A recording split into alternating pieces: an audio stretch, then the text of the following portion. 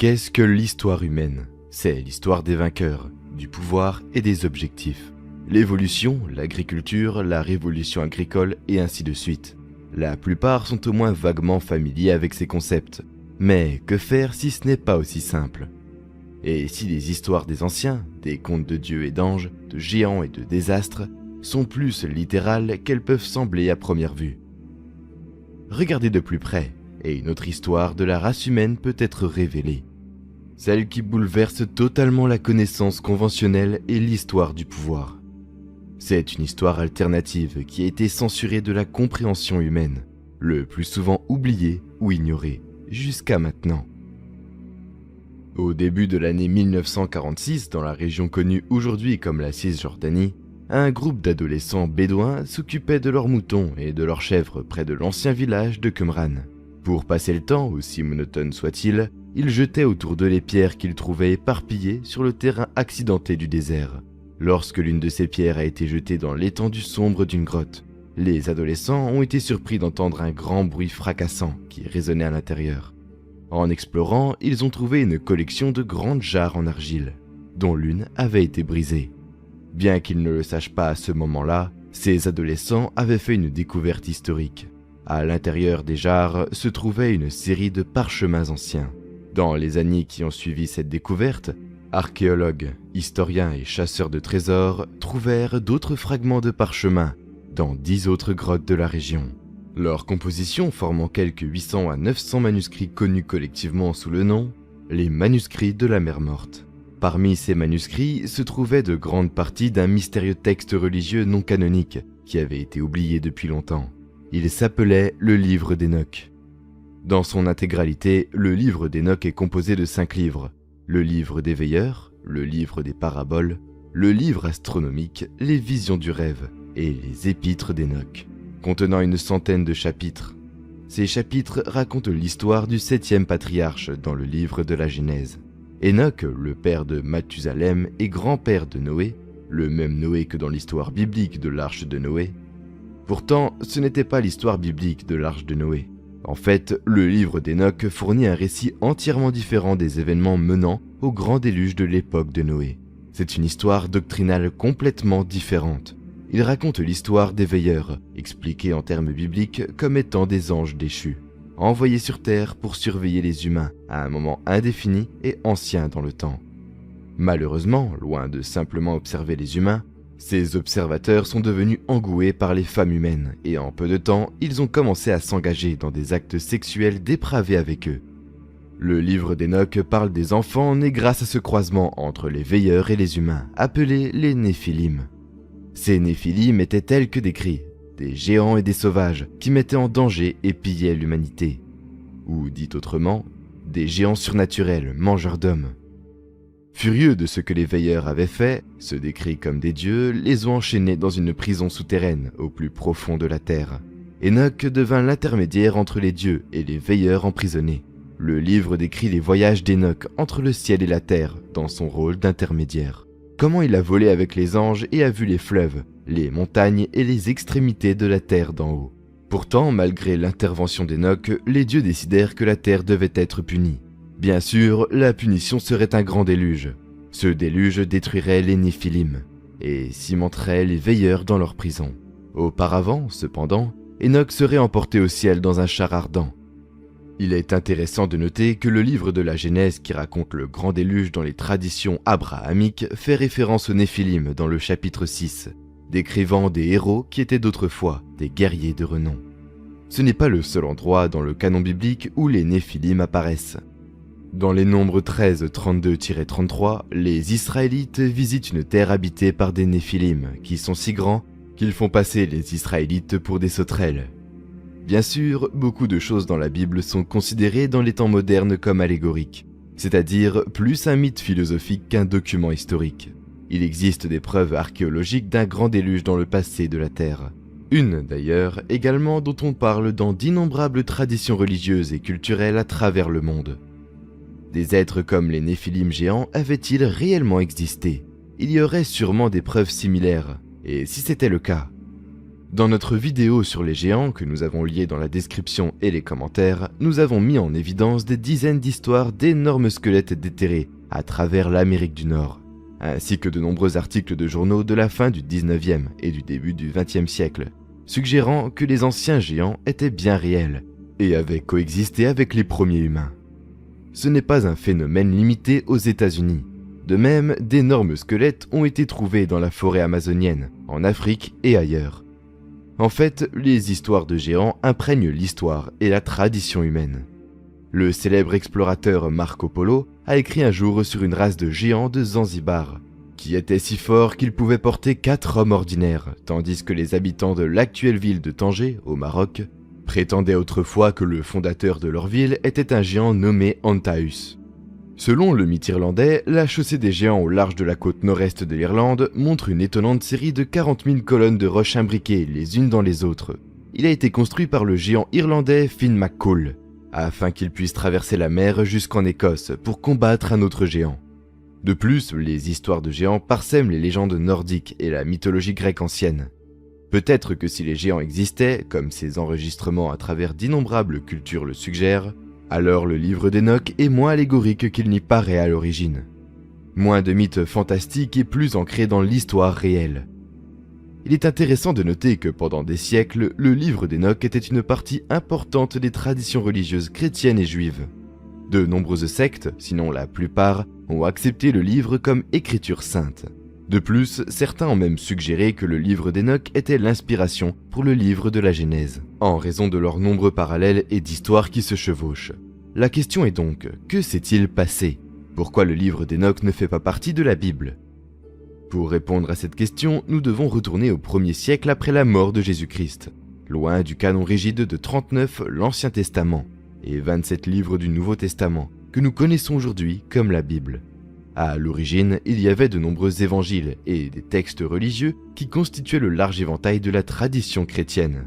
Alors que la religion chrétienne s'est développée après la mort de Jésus, l'Église chrétienne naissante avait besoin de savoir quels textes devaient être lus et suivis, quels enseignements devaient être appliqués, et quels textes seraient considérés comme acceptables et divinement inspirés.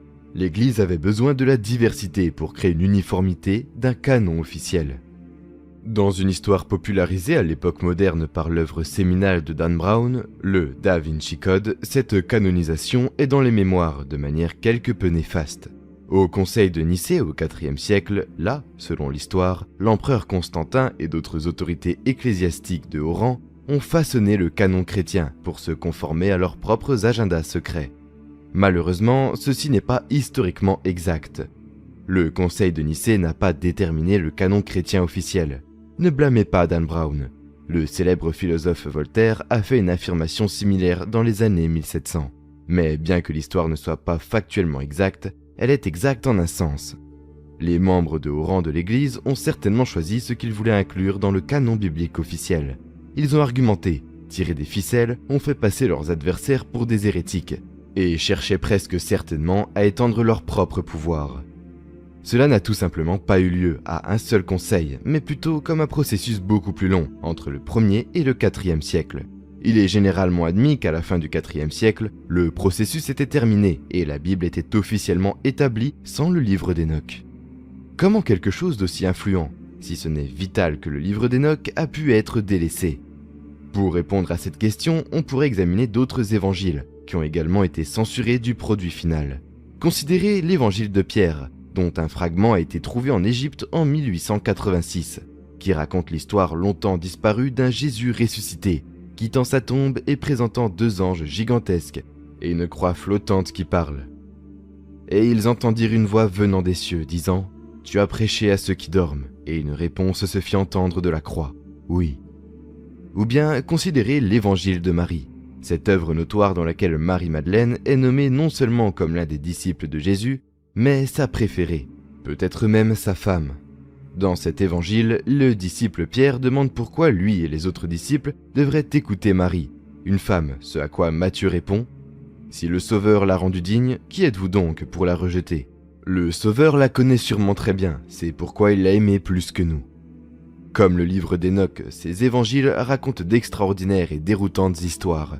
Il ne faut donc pas s'étonner que ces textes aient été censurés par les premiers courtiers du pouvoir du canon chrétien officiel.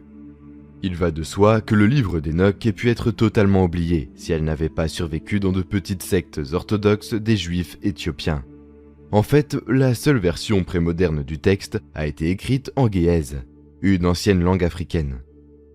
C'est cette version que Richard Lawrence, l'archevêque de Cashel, utilisa en 1821 pour produire la toute première traduction anglaise du livre, la version utilisée pour informer l'étude des manuscrits de la mer Morte. Curieusement, bien que le livre d'Enoch ait été omis du canon chrétien établi, et fut ensuite oublié dans tous les coins, sauf les plus obscurs de la tradition religieuse et l'étude théologique, la Bible contient de nombreuses références à ce sujet. Il y a des références aux Néphilim dans la Genèse et les Nombres. La Genèse contient également un récit détaillé de la lignée d'Enoch. Le livre des Hébreux décrit comment Dieu avait enlevé Enoch, apparemment une référence dans laquelle il avait été emmené au ciel par un char de feu avant le grand déluge. Jude, quant à lui, contient un paragraphe entier transcrit presque mot à mot d'Enoch, suggérant que le livre pourrait en fait avoir servi d'inspiration précoce pour les textes bibliques canoniques. En outre, Corinthiens 11:5-6 contient des instructions de saint Paul que les femmes doivent couvrir leur tête à l'église. Ceci, qui semble être une référence directe au fait que les veilleurs dans le livre d'Enoch étaient attirés par les femmes aux cheveux longs et flottants, c'est une pratique qui reste dans le catholicisme romain et l'islam à ce jour. Bien qu'il ait été censuré, voire oublié, le livre d'Enoch n'a jamais vraiment disparu. Il y a quelque chose de plus profond derrière le livre d'Enoch et ses histoires incroyables. Quelque chose qui va au-delà du simple fait de s'il fait partie ou non du canon chrétien. Il a été souligné qu'Enoch, le 7e patriarche de la Bible, semble refléter le 7e roi antédiluvien, Enmendurana, dans la tradition babylonienne. Les Grecs anciens croyaient qu'Enoch était le même que le dieu Hermès, tandis que les Égyptiens antiques avaient quelqu'un de similaire dans leur propre tradition. Les exemples pourraient continuer, et il faut donc se poser la question, pourquoi Enoch, quel que soit son nom, continue à apparaître dans les traditions des anciens? La réponse peut remonter plus loin que les Grecs, Égyptiens ou même les Babyloniens, jusqu'aux anciens Sumériens. Selon les textes sumériens, la Terre a été visitée par un groupe d'êtres surnaturels à un moment donné dans un passé lointain. Ces visiteurs sont décrits dans la tradition sumérienne d'une manière étrangement similaire aux descriptions des veilleurs dans le livre d'Enoch. Au lieu des veilleurs, cependant, les Sumériens appelaient ces êtres les Anunnaki, ce qui signifie littéralement « ceux qui sont venus des cieux ». Pour les Sumériens, ils étaient des dieux. Pour les penseurs modernes comme Zecharia Sitchin et Erich von Däniken, ils étaient une ancienne race d'extraterrestres qui sont venus sur Terre. Il est intéressant de noter que les textes sumériens racontent des histoires de ces Anunnaki, un peu comme les veilleurs. Ils commencent à se croiser avec les êtres humains, créant ainsi une toute nouvelle espèce dans le processus, reflétant la création des Néphilim. Comme les dieux du livre d'Enoch, les Anunnaki se sont mis en colère par la condition de la Terre et provoquèrent un grand déluge. Est-il possible que le livre d'Enoch, ainsi que d'autres traditions connexes, ne font que raconter à nouveau l'ancienne histoire sumérienne des Anunnaki? Considérez la révolution agricole, qui a commencé aux alentours de 10 000 avant notre ère, au cours de laquelle les êtres humains ont évolué d'un mode de vie de chasse et de cueillette à celui de l'agriculture et de la colonisation. D'après les archives historiques, dès 9500 avant notre ère, dans ce qui est aujourd'hui le Kurdistan moderne, l'orge, le blé et le seigle étaient cultivés, l'avoine, les pois et les lentilles étaient cultivés, tandis que les chèvres et les moutons étaient domestiqués. Environ 500 ans après cela, la fonte du cuivre et du plomb avait lieu dans la région, ainsi que le tissage et la fabrication de poteries. De plus, cette ancienne culture kurde a été la première à développer une écriture, l'une des premières sociétés lettrées de l'humanité. Certains ont demandé comment les êtres humains ont pu faire ce saut si rapidement. Il est intéressant de noter que le peuple kurde prétende être les descendants des enfants du djinn, les enfants des esprits. Est-ce une ancienne référence culturelle à la procréation entre Anunnaki et les femmes humaines? D'après les Sumériens, ce sont les Anunnaki qui ont apporté des connaissances avancées et la technologie aux êtres humains, en leur prêtant main forte, pour ainsi dire, à la progression de la civilisation humaine. Beaucoup ont suggéré que cela explique des monuments apparemment impossibles, comme les pyramides de Gizeh ou de Teotihuacan. Ces anciens monuments de sophistication extraordinaire qui sont complètement inexpliquées par la culture et les circonstances sociales de l'enregistrement historique. Peut-être cela explique-t-il aussi comment les êtres humains ont pu passer du statut de chasseurs-cueilleurs nomades à des civilisations sophistiquées en un temps historiquement insignifiant. Incroyablement, le livre d'Enoch décrit un processus presque identique qui se déroule, avec les veilleurs reflétant les Anunnaki, en fournissant aux humains des connaissances et des technologies avancées. Ils enseignent aux humains la métallurgie et l'exploitation minière, la science et la médecine, comment lire et écrire, et comment lire les étoiles. Ils apprennent aux humains à porter du cosmétique et à fabriquer des bijoux, et révèlent les secrets de l'art de la guerre. Le livre d'Enoch 8.1-3a dit « Et Azazel enseigna aux hommes à fabriquer des épées, et des couteaux, et des boucliers, et des cuirasses, et leur fit connaître les métaux de la terre, et l'art de les travailler, et les bracelets, et les ornements, et l'usage de l'antimoine et l'embellissement des paupières, et toutes sortes de pierres précieuses, et toutes les teintures colorantes. Et il y eut beaucoup d'impiété, et ils commirent la fornication, et ils s'égarèrent, et se corrompirent dans toutes leurs voies. » Le but du livre d'Enoch, de cette façon, était-il simplement de refléter et de redire l'histoire des Anunnaki. Il est intéressant de noter que l'exemple le plus courant donné de quelque chose de complètement inexpliqué par la culture et les circonstances sociales de l'enregistrement historique, c'est-à-dire quelque chose où les Anunnaki ont dû sûrement aider les anciens humains, sont les pyramides égyptiennes. Selon l'ancien historien arabe Al-Makrizi, ces pyramides ont été construites par un roi nommé Sauride, qui a vécu avant le grand déluge. Comme de par hasard, Sauride traduit en hébreu est Enoch. Il est considéré ailleurs dans le livre d'Enoch, dans un chapitre dans lequel Enoch témoigne des secrets des éclairs et les secrets du tonnerre. Certains ont suggéré que ce chapitre est destiné à éclairer les énigmes de l'énergie et de l'électricité. Encore une fois, ceci est lié directement aux Anunnaki, dont beaucoup pensent qu'ils ont essayé de révéler des secrets similaires aux êtres humains, à travers des cercles de culture depuis un certain temps. De la façon dont seulement dans les dernières décennies, les agroglyphes sont apparus à travers le monde, détaillant des équations mathématiques complexes, diagrammes magnétiques et moteurs, routeurs mécaniques et les lignes de champ d'une charge électrique. L'œuvre, selon certains, vient des Anunnaki. En fait, considérez la description d'Enoch de son voyage pour rencontrer les dieux tout en gardant à l'esprit les observations d'OVNI qui accompagnent et complètent souvent ces agroglyphes. J'ai été emmené dans une sorte de palais flottant, dit Enoch. C'était énorme, comme du verre taillé. Le sol avait des plaques de verre, à travers le plancher, on pouvait voir les étoiles que nous traversions. En gardant cela à l'esprit, on peut se demander si le char ardent qui a emmené Enoch avant le grand déluge n'était pas en fait un vaisseau spatial extraterrestre. Il peut sembler difficile de croire que des histoires aussi époustouflantes que celle-ci d'observateurs et d'Anunnaki et de géants Néphilim, qui ont imprégné les cultures anciennes pendant des milliers d'années, devraient être largement oubliées. Les Sumériens ont effacé du panthéon des civilisations antiques le livre d'Enoch censuré du canon biblique. Cependant, étant donné la façon dont ces histoires remodèlent fondamentalement l'histoire de l'humanité et redéfinissent ce que sont les êtres humains, leur exclusion n'est peut-être pas une surprise. Pourtant, peut-être que ces histoires n'ont pas, en fait, été totalement effacées. Considérez la célèbre histoire biblique bien connue d'Adam et Ève et du Jardin d'Éden. Ne le lisez pas littéralement ni philosophiquement, mais comme une allégorie. Lisez-le de façon métaphorique. Dieu crée Adam pour qu'il veille sur la terre, tout comme les dieux ont envoyé les veilleurs pour le faire dans le livre d'Enoch. À partir de la côte d'Adam, Dieu crée Ève. Adam et Ève procréent, représentant le métissage entre les veilleurs et les femmes humaines. Il est dit à Adam et Ève qu'ils pouvaient manger tout ce qu'ils voulaient dans le jardin d'Éden, sauf les fruits de l'arbre de la connaissance du bien et du mal. Bien sûr, ils mangèrent le fruit de l'arbre de la connaissance, représentant les veilleurs apportant une technologie avancée et la connaissance aux êtres humains, dont ils n'étaient peut-être pas mentalement assez évolués pour y faire face. Tout comme manger le fruit de l'arbre de la connaissance qui a fourni à Adam et Ève la connaissance de Dieu. De même, le livre d'Enoch décrit comment les veilleurs ont révélé les secrets éternels, qui ont été préservés pour le ciel, que les hommes s'efforçaient d'apprendre. En lisant l'histoire d'Adam et Ève de cette façon, il est facile de voir les parallèles entre cette histoire et celle d'Adam et Ève.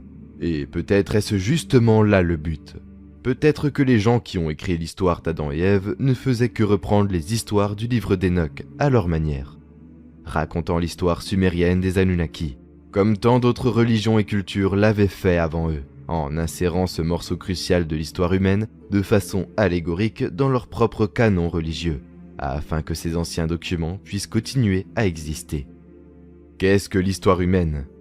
Est-ce que c'est ce qui est compris à travers les livres d'histoire officiels ? Ou est-ce quelque chose de plus profond, quelque chose de plus incroyable qui, peut-être, est oublié ? Peut-être que la réponse a été cachée à la vue de tous tout ce temps. Merci d'avoir regardé. Si vous avez apprécié la vidéo, veuillez cliquer sur le bouton j'aime. Et si vous êtes nouveau, cliquez sur s'abonner et la cloche à côté pour les notifications futures.